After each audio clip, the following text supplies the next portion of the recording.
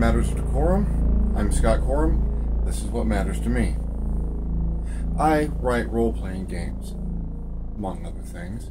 I've written a couple of titles, both Hot Chicks the Role-Playing Game and the Victory System. Over the past few years, I've filled in about 200 supplements on those. But one thing that is included in every role-playing game, every system that comes out, is the simple definition of what a role-playing game is. What is an RPG or role-playing game? I thought I would address that in a little bit more depth. The simplest definition of what is a role-playing game is that a role-playing game is playing let's pretend with rules. Why would someone do that? Well, let's make an example. I'd like to introduce you to my partners in this. This is Bob, Doug, and Susie. Say hi, Doug. Thank you. Bob, Doug, and Susie are three young people who would like to play Let's Pretend. Bob would like to play a mighty knight. Doug wants to be an elven archer because he's seen him some movies. Bob and Doug suggest that Susie could be the princess that they're out to rescue.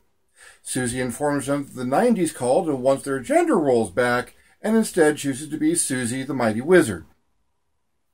Now, at this point, they're role-playing. They can point at things and say, that's a dragon, I'm going to destroy that. That's a skeleton, we go kill the skeleton. We brave the castle and we win. They're telling a story, and they're playing the roles involved in that story. It's not a role-playing game yet. And it doesn't have to be. Storytelling and play like this type is just fine. But then come questions.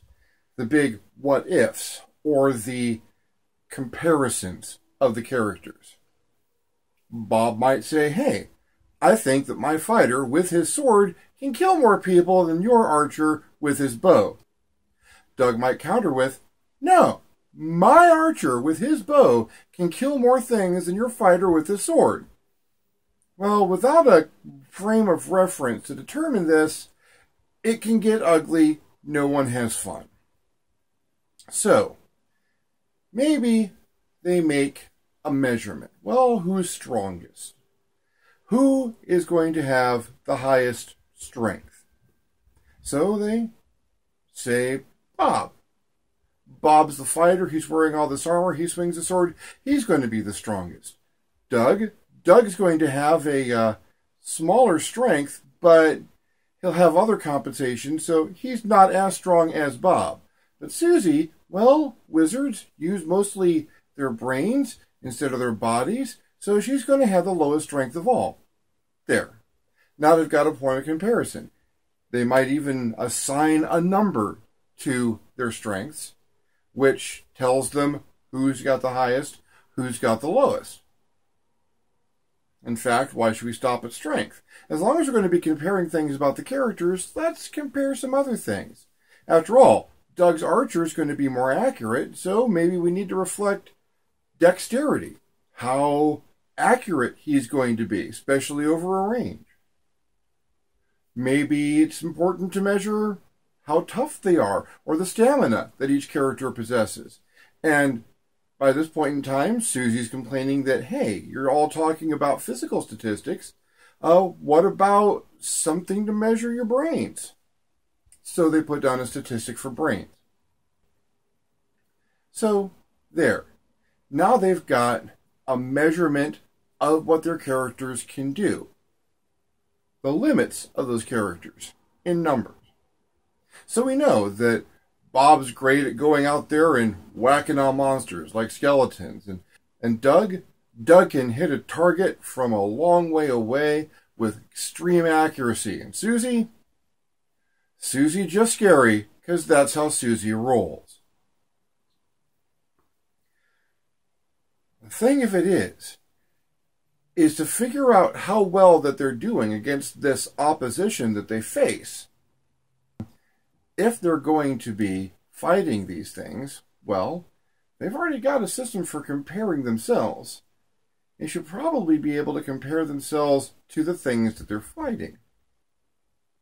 So, you don't just say, oh, it's a skeleton, it's an evil knight, it's an orc, it's a bug monster, it's a dragon.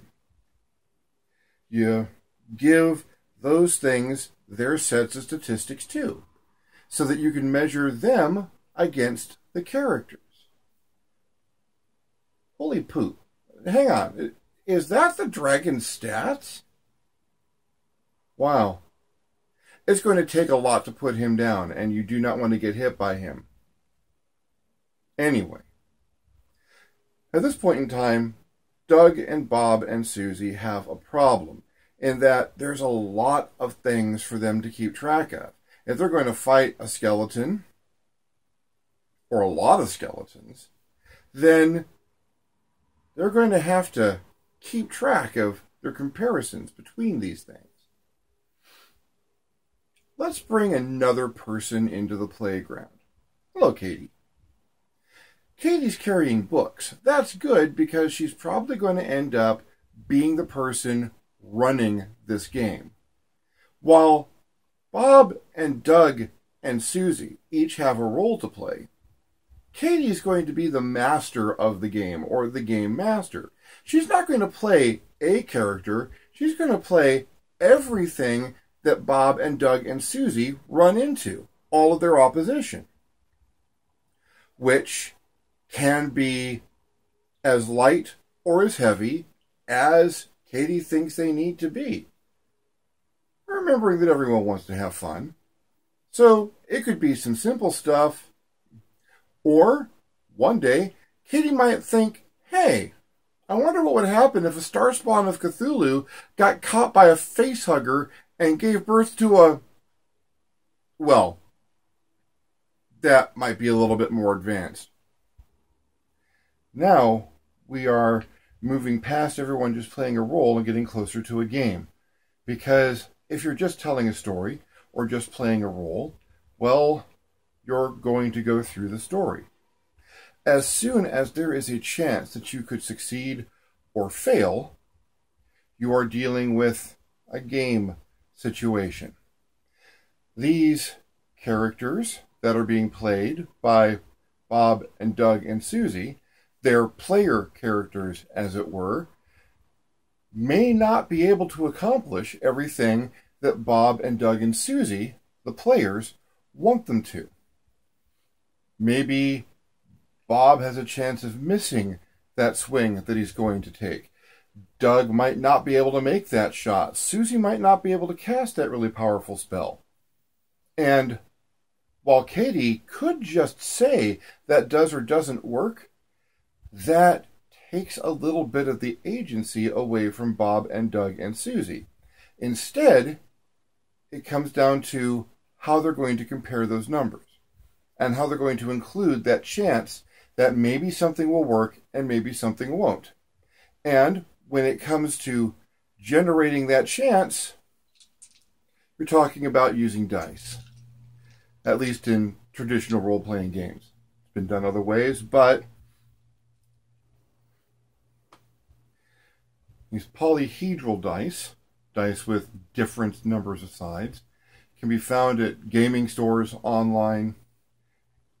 This is a 4-sider, generating a number from 1 to 4. A 6-sider, generating a number from 1 to 6. An 8-sider, generating a number from 1 to 8. 12, one of the most common, 20, outside the realms of reason, the 30. No one ever uses these for anything but wrist rocket ammunition and damage for a Gaber. So, depending on what system they're using or how they've elected to do it, the player rolls a dice to see if their player character manages to succeed at what they're trying to do. If some of the opposition needs to try to do something like get out of the way or hit back, then the game master also rolls a dice. Succeed or fail, you move on with the story. This leads to what it means to win a role-playing game. In a traditional board or card game. You win when one person has achieved all of the success and everyone else has achieved none of it. A clear win and a clear loss. There is a winner of these games. That's a classic competitive game style. Role-playing games do not follow a classic competitive game style. They are more of a cooperative game. It is possible that by the end of the game, the characters created by Bob and Doug and Susie are sitting on a huge pile of gold and treasure, having accomplished everything that they were trying to do. It is also possible that they have come to a less noble end and have all been brutally slain in their pursuit. It is not that Bob and Doug and Susie beat Katie if they win. It is also not that Katie beat Bob and Doug and Susie if their characters die. It's about the story that you have to tell at the end of it. If Bob, Doug, Susie, and Katie all have a story to tell that makes them smile or laugh, even years later, everyone at the table has won. Can you lose a role-playing game? Yes and no. You can have a bad session. You can have a bad game. You can have games that you all want to forget and just walk away from. It's possible to recover from those, go back to them later, or put a different group together, tell a slightly different story. You can lose one, but only if you stop playing. Eventually, a game can come to a successful end. That's the end of your campaign. You put those characters away and tell the stories every so often.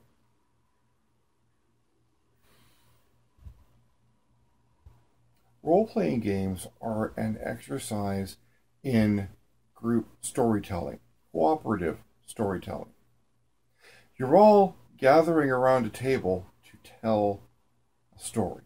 The game master has some idea of the situation that the characters are going to find themselves in, and the players guide the characters through that situation, never entirely sure if they're going to succeed or fail at the things that they need to succeed or fail at, because there is always a chance that they won't. There are a lot of different game systems out there. These are only a few. Everyone is familiar with perhaps the most popular of them, Dungeons and Dragons, but it's hardly the only game or the only type of game out there. For every type of literature, there are role-playing games to simulate stories in that type of literature. Epic fantasy, science fiction, espionage, near future, dystopian, post-apocalyptic, things that defy logic and reason, things from across the entire breadth of human history, Revolutionary War, feudal era of Japan, even history that hasn't happened yet. So, in short, a role-playing game is a game of let's pretend with rules. The longer definition, a role-playing game is a cooperative storytelling activity where no one involved is entirely sure where the story is going to end or how it's going to end, because everyone there is able to contribute and chance takes part. On a more personal note, role-playing games are what gave me a social life in high school. Hadn't had much of one up till then. Displaced a couple of times, always a weird kid, go figure. Until someone sitting next to me in my first homeroom at high school, also from out of town, but figured he'd fix that by putting together a game of Dungeons and Dragons. I still speak to the people that I played with in that group From there, wherever I went, I hit college, found the gaming club, got involved there. Moved cross country, put up a notice in a gaming store. It is a social activity, unlike many others. It is a good way to open up to people you have things in common with. Creativity, the type of game you're playing, that literature, the movies that follow it. Role-playing games improved my math scores because if you're going to be using statistics and numeric comparisons on a regular basis, doing something that you enjoy, then you're going to get better with numbers. It just kind of happens. My reading improved. My knowledge in certain areas became nearly encyclopedic because, well, if you're going to be playing a character, you need to be able to relate to that character. And if the character knows things that you don't, you at least want to be able to sound like you know them. I have seen wonderful things happen to people because of role-playing games. It's why I write them. A role-playing game is a group activity. One-on-one, one in a group, online, offline. There are any number of options now for people to have their groups spread out all over the country or even all over the world and still get together, roll dice with one another. It forms friendships. The occasional enmity, but by the end of the day, if you can all put it down, have a soda together, go see a movie, you're doing pretty well. I'm not going to say the role-playing games saved my life, but role-playing games certainly improved it. From my startup days with GDW's Traveler, TSR's Dungeons & Dragons, Steve Jackson Games GURPS, Artel Sorian's Cyberpunk, Mekton, a couple of others. Role-playing games gave me a social foundation, helped me to learn, and helped me free up the stories that I had in here that I had no other way to share. I'm Scott Corum, and this is what matters to me. I'll see you next time on Matters of DeCorum.